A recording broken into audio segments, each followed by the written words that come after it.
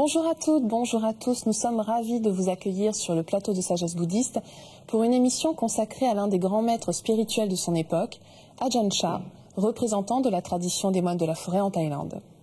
C'est sur le deuxième tome de ses enseignements que nous allons nous arrêter aujourd'hui. Sous quelle forme alors celui-ci se présente-t-il? Quels sont les points principaux abordés par Ajahn Chah? Quels conseils pratiques nous donne-t-il pour avancer sur la voie de la sagesse? Nous allons voir toutes ces questions avec notre invitée, Jeanne Chut. Jeanne Chut, bonjour. Bonjour, Aurélie. Vous pratiquez le bouddhisme depuis 30 ans à peu près, dans la tradition des moines de la forêt, selon les enseignements d'Ajahn Chah. Vous avez traduit un certain nombre de textes des grands maîtres de cette école, et notamment le dernier tome des enseignements d'Ajahn Chah, intitulé Méditation et sagesse, publié aux éditions Sully. Merci beaucoup d'être avec nous aujourd'hui. Avec plaisir. Alors pour commencer cette émission, Jeanne Chut, est-ce que vous pouvez nous rappeler qui était Ajahn Chah? Quel a été son parcours? Oui, alors ce que l'on sait d'Ajahn Chah, c'est que très jeune, il a ressenti la souffrance. Il était fils de fermier. Il se souvient avoir sorti les buffles le matin, à l'aube, dans le froid, des buffles dont la queue, quand elle se balançait, lui envoyait du crottin à la figure. Et tout petit, il se disait « mais que la vie est dure !» Et puis plus tard, à l'âge de 9 ans, il a perdu son père. Et là, ça a été encore une autre forme de souffrance, mais qui a donné l'occasion pour lui d'aller dans un monastère. C'est ce qu'on fait souvent en Thaïlande quand un parent décède. Il a passé un peu de temps dans un monastère à l'âge de 9 ans. Et là, il a entendu que le Bouddha parlait précisément de ce type de souffrance, la séparation des êtres que l'on aime. Et donc, il s'est dit, il faut que je continue dans cette voie. À l'âge de 20 ans seulement, il a pu enfin être libéré de ses obligations familiales et se faire ordonner moine. Et puis là, un autre parcours de difficulté l'attendait parce qu'il était prêt à mettre tous ses efforts dans cette pratique. Et puis, il s'est retrouvé dans un monastère de village tout à fait ordinaire dans lequel on mettait l'accent sur l'enseignement des écrits du Bouddha. Donc, on lui faisait passer des examens, on le faisait étudier, mais lui, plus il étudiait, plus il se disait, mais ce n'est pas ce que le Bouddha enseigne. Il n'enseigne pas de lire des choses dans les livres, il disait, il faut pratiquer, il faut méditer. Et donc, ça a été un long parcours de résistance. Il était mécontent de ce qu'il recevait, mais mécontent également de lui-même, parce qu'il s'attendait à pouvoir, par exemple, suivre avec ardeur toutes les règles du Bouddha, notamment les 227 règles monastiques, et il n'y parvenait pas, c'était trop difficile. Heureusement, il a eu la chance de rencontrer le grand maître Achan Man, qui avait révolutionné, retrouvé, disons, une vérité à l'enseignement du Bouddha. Et Ajahn Chah a pu le rencontrer. Achan Man a dissipé tous ses doutes, notamment sur toutes les questions qu'il se posait. Après ça, il a pu repartir dans la forêt, continuer sa pratique et finalement trouver l'éveil. Très bien. Alors, nous allons revenir plus en détail sur ces enseignements et notamment ce deuxième tome de ces enseignements. Mais avant de parler du fond, j'aimerais que l'on revienne sur la forme parce que finalement, on se rend compte que ces enseignements ont été recueillis dans des circonstances très différentes, que ce soit dans des soirs d'observance de pleine lune, lors de discours ou lors d'échanges avec ses disciples ou des laïcs, tout simplement. Est-ce que vous pouvez nous en parler ? Oui, alors dans le premier tome, déjà, il y avait une très belle introduction d'un moine qui a vécu cette période où il a vu arriver des laïcs. Alors traditionnellement, c'était les villageois arrivaient les soirs de pleine lune et de nouvelle lune. Ça se fait toujours en Thaïlande. On va écouter l'enseignement d'un maître, l'enseignement sur le Dhamma, un soir de pleine lune ou de nouvelle lune. À ce moment-là, Ajahn Chah donnait un enseignement formel qui, de plus en plus, à partir des années 70, ces enseignements ont été enregistrés, ce qui nous a permis plus tard d'avoir ces cassettes qui ont été transcrites. Mais il y avait aussi toutes sortes d'occasions. Ajahn Chah était extrêmement disponible. Quand les gens arrivaient, évidemment, il n'y avait pas de téléphone, donc ils arrivaient toujours à l'improviste. Ça pouvait être des villageois qui cherchaient une réponse à des problèmes pratiques, familiaux. Ça pouvait être des grands érudits qui voulaient des réponses sur le canon pali, des grandes questions traditionnelles. Et puis simplement des visiteurs laïcs, des visiteurs occidentaux parfois, qui eux avaient toujours la précaution d'apporter des cassettes et donc des enregistrements qui nous ont permis un jour de connaître l'enseignement d'Ajahn Chah. C'était traduit dans de nombreuses langues et aujourd'hui en français. Alors une partie importante de ce livre est consacrée aux moyens de parvenir, ou du moins de tenter de parvenir à la libération, à l'éveil. Quel point précis aborde Ajahn Chah ? Alors nous avons la chance d'avoir justement un chapitre où Ajahn Chah s'exprime face à des moines récemment ordonnés et à des jeunes novices. Et donc il leur donne tous les conseils pratiques, mais d'abord il parle des qualités qu'il faut avoir quand on entre dans la voie monastique. Alors quelles sont-elles ces qualités? Voilà, on veut précisément suivre avec sérieux cette voie. Il dit tout d'abord, il faut développer le renoncement. Alors bien sûr, quand on devient moine, on va renoncer à beaucoup de choses. On n'a plus le choix de la nourriture, on n'a plus le choix des vêtements, mais il va falloir renoncer au niveau de la modération, de la réserve. Donc une réserve par rapport aux paroles, par rapport aux attitudes, par rapport aux gestes, mais aussi et surtout par rapport au sens. Donc par exemple, d'habitude, les yeux nous éloignent, nous regardons autour de nous et nous voyons des choses qui vont attirer notre attention vers l'extérieur. Lui, il dit, observez votre réaction à ce que vous voyez à l'intérieur. Vous entendez des sons, et comment est-ce que vous réagissez à l'intérieur? Et donc tous nos sens vont être tournés bien sûr vers l'extérieur, mais surtout sur la façon dont nous utilisons ce que nous recevons de l'extérieur. Ça, c'était un point crucial de son enseignement. Il insiste aussi beaucoup, je crois, sur la notion d'impermanence. Oui, l'impermanence, c'était son cheval de bataille. D'ailleurs, certaines personnes se plaignaient qu'il ne parlait que d'impermanence, mais il enseignait cela aux laïcs comme aux moines. Il disait que si on arrive vraiment à comprendre, mais en profondeur, que tout passe, nos désirs, à quoi ça sert de s'attacher à quelque chose qui nous plaît, sachant que cette chose va passer? À quoi ça sert de s'inquiéter de quelque chose qui nous fait du souci, sachant que ça va passer? De toute façon, nous allons souffrir. Mais quand on le voit en profondeur, on va pouvoir prendre ce détachement. Il ne s'agit pas de ne plus profiter de la vie. Il y a quelque chose d'agréable, on en profite, mais on ne s'y attache pas, de sorte que quand elle passe, cette chose qui est tout à fait normale, qu'elle passe un jour, eh bien, on ne va pas en souffrir.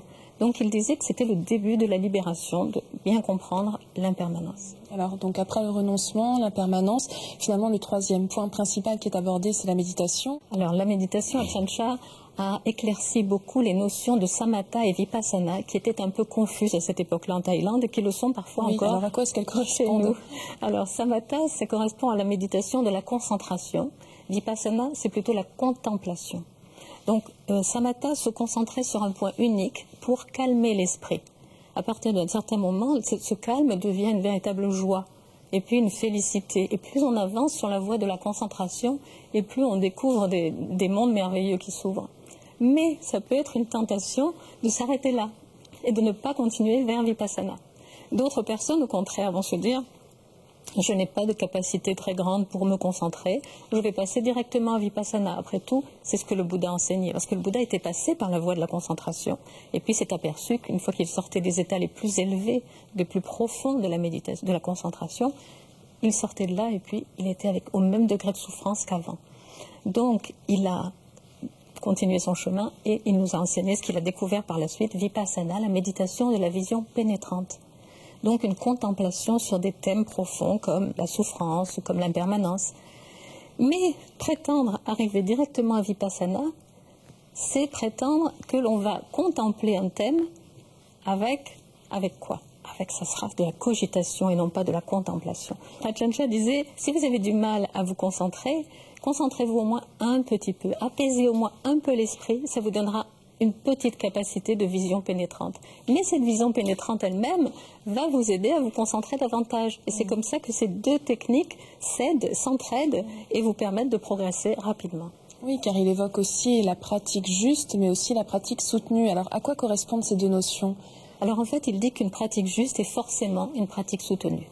Il donne l'exemple d'une personne qui est assise en méditation, et il dit, quand vous sortez, vous quittez cette position, vous changez de posture. Mais ne quittez pas la méditation pour autant. Autrement dit, ne quittez pas votre attention.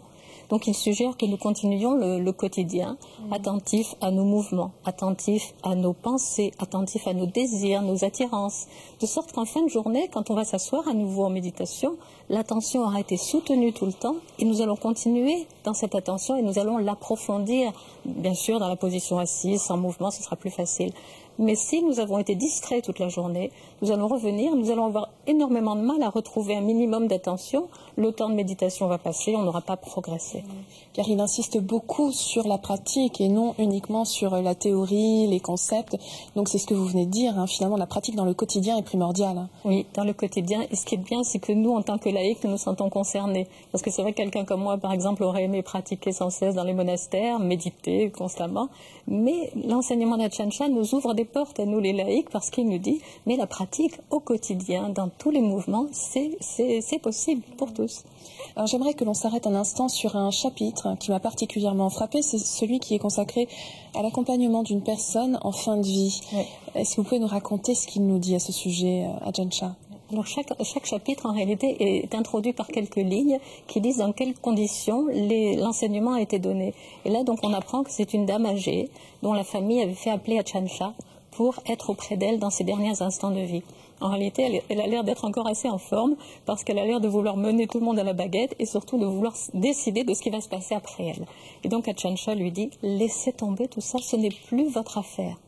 Maintenant, il faut que vous vous concentriez sur cet instant qui est crucial, un instant crucial de la vie qui s'appelle la mort et dans lequel il faut être absolument présent.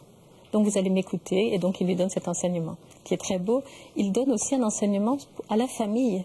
Donc, quelle est l'attitude juste par rapport à la personne qui finit sa vie et également comment gérer leur propre chagrin. C'est une grande chance que cet enseignement ait été enregistré dans des conditions pareilles parce que, bien sûr, c'est utile pour nous tous, tout le temps. Alors, Jeanne Chut, vous avez traduit ce livre, je le disais. J'imagine que vous êtes touchée par la plupart des enseignements qui sont traduits.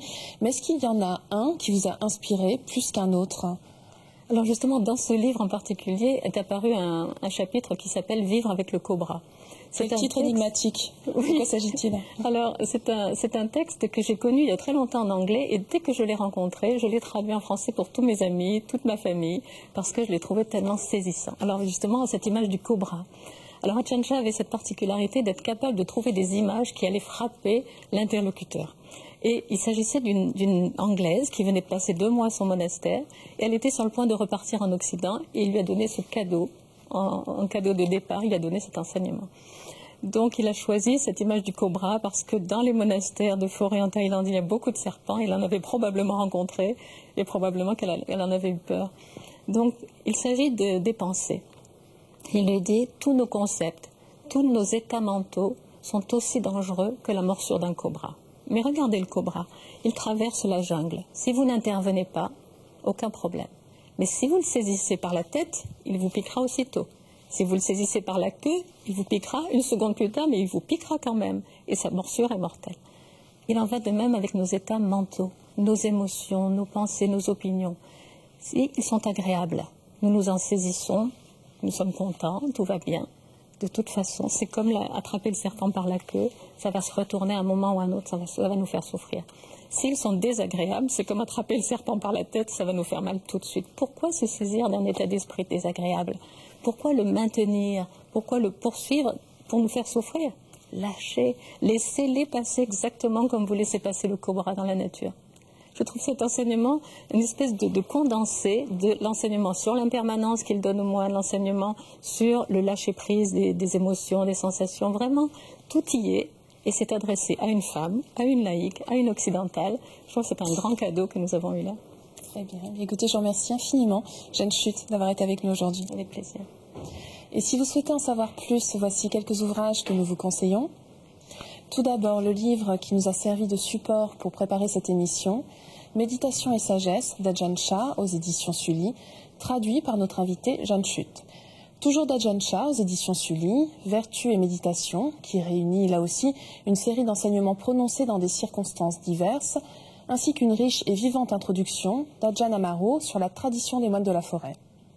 Et pour finir, Dhammapada, les versets de la doctrine du Bouddha, aux éditions d'Hervy, traduit par André Chédel, un recueil de stances extraites des sutras, les discours et instructions que le Bouddha a donnés en différentes occasions, considérés comme l'un des grands textes canoniques du bouddhisme. C'est la fin de notre émission. Vous pouvez la revoir sur le site internet de France 2, rubrique Tous les programmes et Chemin de la foi. Merci à tous de votre fidélité. Je vous souhaite une très, très belle semaine.